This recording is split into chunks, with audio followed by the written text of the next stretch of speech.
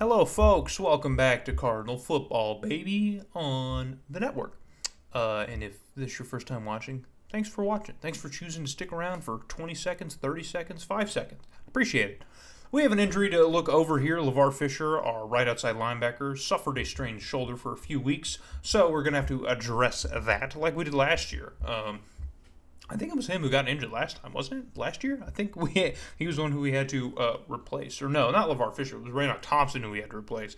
But LeVar Fisher, our young linebacker, who was a rookie last year, is injured. I wanted to try and put our rookie in position there, or like just move around our linebackers, but it was giving me fits over it. So I'm going to end up here having to go to free agency and just pick up just a flyer on a guy. There's a lot of dudes just kind of sitting and wasting away here in free agency. So we're going to have to just scoop one up and just hope that he can hold on for a few weeks here while we go through just another part of the schedule, honestly. Our schedule's been relatively easy so far.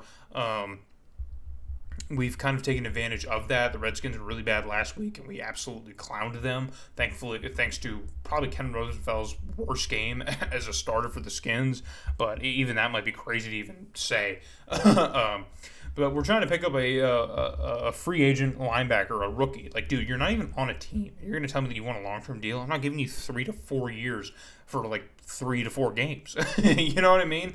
So Ken Vinson accepted the 1-year deal. He's just going to be on the roster for that time. He'll probably just be gone after that. So he's going to start on that side while LeVar Fisher nurses that strained shoulder that he has.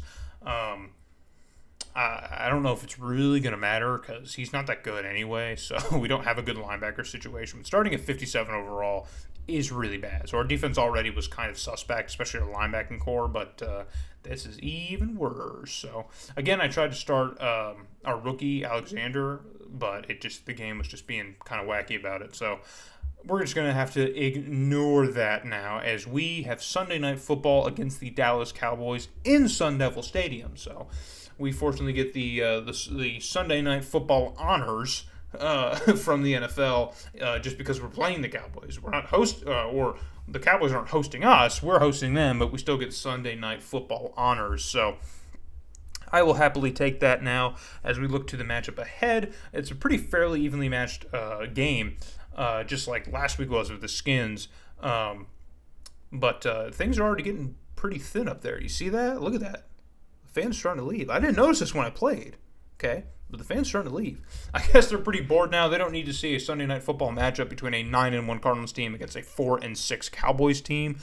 In real life, this is kind of funny because I think in this situation, this stadium would still be like jam-packed with Cowboy fans, most likely, but it would still just be jam-packed. Like, there's no way a primetime football game with the Cardinals being 9-1 would be like not sold out. You know what I mean? Like, it's just crazy. And Madden 04, when you can do owner mode and like deal with fan stuff, I'm sure the Cardinals are really tough because their fan base is probably like really terrible to have to work with and work around, especially with how bad the team is around this time, around this point in time in history. So, looking ahead now to the game ahead. Last week we had a humongous contribution from all of our rookies. I'm hoping we get more of the same this week. It appears our whole Division won this week, except for Seattle, who lost finally. We've been keeping pace with them, or they've been keeping pace with us, as we have not lost hardly any games, miraculously. But we can't expect to keep that pace forever, so we're going to lose some games, and Seattle's been hot on the trail. So, moving forward with our first offensive drive, the Cowboys are sending some pressure, and we make a horrendous decision. I don't know what happened. I don't know what I saw. I was way too late throwing it to Boston, and we just nearly stopped the pick six. As I think it's Thomas Jones who was able to come back to the play and make the tackle. But, yeah, David Boston was just sitting there waiting on it. I took way too long to throw it to him. Not great. Not good. So Dallas has a prime opportunity already off a Plummer mistake, a rare Plummer mistake. He hasn't made too many of those. We threw a lot of picks, or not a lot, but just a fair amount last year. But this year, he's really minimized the picks and protected the football. And the Cowboys, on the very next play or next couple plays, they managed to punch this one in. I don't know how that was counted as in, but it is. So on 3rd and 12, the Cowboys have the ball again. Quincy Carter finds Blackman On the right side, that is Dwayne Starks getting mossed yet again, baby, just like clockwork every week. Dwayne Starks, first half of last year, Dwayne Starks is gone. I don't know who this guy is anymore. Don't know who he is. First and goal from about the 9. It's a long goal-to-go situation for the Cowboys as the first quarter is coming to a close. Carter's going to drop back. He's got pressure in his face, but it doesn't matter because he finds his man sitting and waiting. See, what he just did is what I wanted to do with Plummer at the first play of the game, but that's not what ended up happening. I threw a pick. So we're going to go to David Boston again, who hauls this one in. The coverage from the Cowboys just absolutely lost out there. I don't even think they knew where they were going. They didn't know what the heck they were doing. But, yeah, so we get ourselves a nice situation now. We got to catch up to this Cowboys offense as they are already off to somewhat of a start here, a pretty decent start. We find ourselves in a significant hole to start the game, which again is rare. We don't normally have that type of deficit this early on into the ball game, but we definitely have one here as it is 14-0. But we have a prime situation as we find Boston across the middle, and this will get us inside the red zone, well inside the red zone, and just shy of the first down marker. So now we fast forward to a goal-to-go situation, second and goal, and we find Kyle Hedgel across the middle. There's coverage everywhere, but we were able to find an opening to get Kyle Hedgel the ball for another Hedgel touchdown. So he's had a few this year. I haven't looked at his numbers. I keep forgetting to do so, but he's having a great rookie season so far as we're going to go to him again, but he can't get it. But hold on, there's a yellow hanky on the field, a rare pass interference call in Madden. Just the way the AI works, it doesn't happen that often, but we get the call there, and so we are getting bailed out as that pass to Hedgel probably wouldn't have got there. I think Plummer still probably overthrew him, even if he wasn't impeded.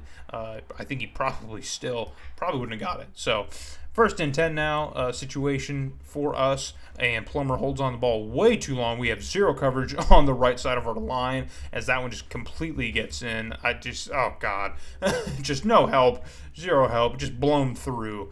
And we can expect that to happen with a weak offensive line that we have. So second and 20 now for the Cardinal offense. We're going to drop way back now, and we're floating this one up to David Boston, who, oh my gosh, in double coverage even he makes it happen. Getting mossed. You're getting Bostoned. That's what it is now, guys. You hear me? That's what it is. I'm coining it. You're getting Bostoned. Hashtag getting Bostoned, because those guys just got freaking David Bostoned, embarrassingly bad.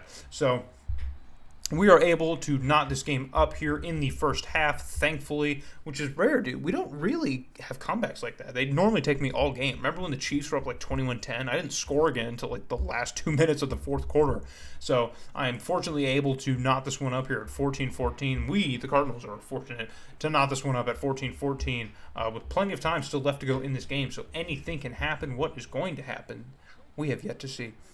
So we're looking ahead now, moving forward into the first half now. Just a minute and some change left to go on a third down for the Cowboys. What can they do? Carter's going to drop that one into Blackman's hands, who hauls it in for a first down. But they're going to run the hurry-up. They think they have an opportunity here to maybe add some points. They are now cruising into Cardinal territory. They got to move pretty fast here. So what can Quincy Carter do as he floats this one out to Hambrick, the running back, or maybe the fullback, I think. That's a pretty big boy. And he hauls that one in, and is now a second and short situation as the time is continuing to tick away. But the Cowboys are moving slower and slowly. They're moving closer and closer to our goal line. Carter's going to roll out and float that one out to Blackman, I assume, again, and he's in double coverage, and that one just sails out of the back of the end zone. Just not there. He didn't have it there. So moving ahead now to a third and short situation for the boys with just a minute left to go. What can the Cowboy offense do to extend this one and keep it alive? They're going to go with Hambrick on the ground, who finds a little bit of room and is just shaking off tackles because that is a big fella. He can do stuff like that. He's got the chance and the opportunity to do some stuff like that. That is his ability, what he adds to this Cowboy offense. So big ups for him, for the big fella. Just a minute left to go here in this game. Carter's going to drop back, and boom, I think that was Williams who was all over that, a rookie cornerback who broke that play up, saved a touchdown here. So second and 10 now for the Cowboy offense. What can they do? Sending a man in motion. Now Carter's going to drop back. Delayed handoff to Hambrick, and he gets caught up in the middle of the field there. Doesn't get much. But Raynoch Thompson is injured again.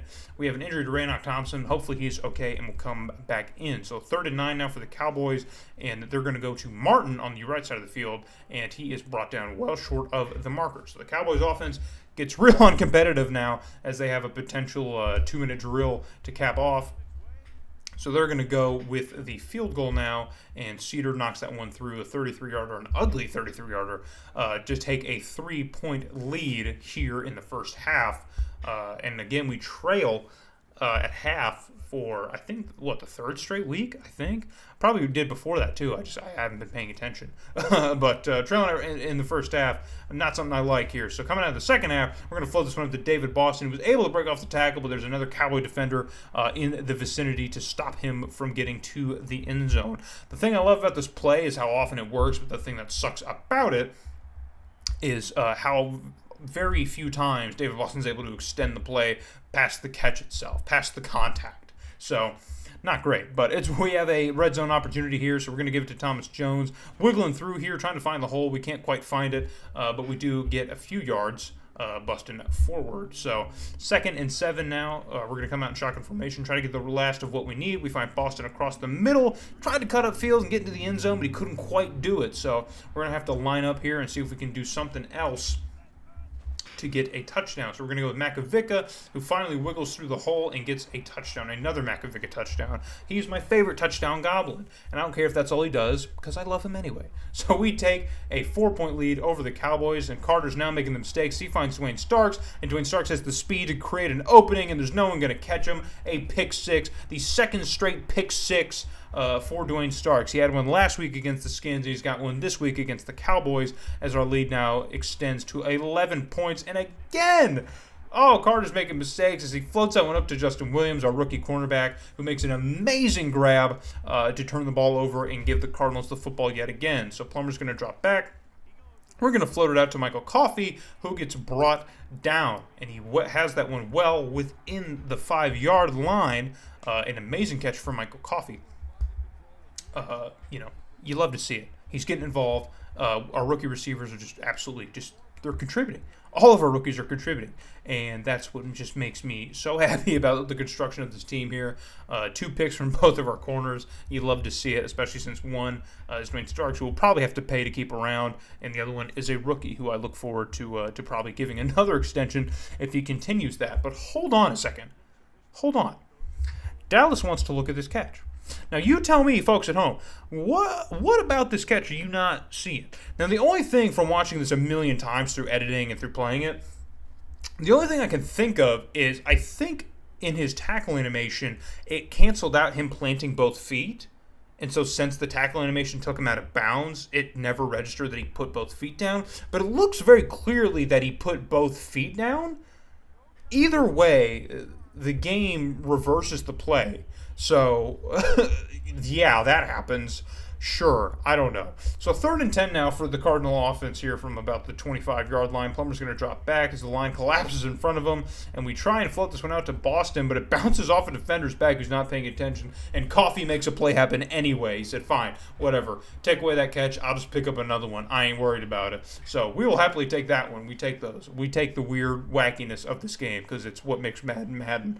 So we're going to go to Makovica again, who picks up his 2nd touchdown of the game. Crazy to say a fullback has 2 touchdowns in the game, and Thomas Jones has none, but that's how our offense works as we cruise to our 10th straight victory as we clobber the Dallas Cowboys 35-17. Last year, I think we beat them 30-13. So, yeah, we seem to have Dallas's number here. We are not afraid of the Cowboys. They can't seem to do anything against us as they are faltering yet again for the 2nd straight year. They have a tough year. So, Dwayne Starks gets to play the game honors with 1 pick, obviously the pick 6, and a few tackles as well. So, good to see.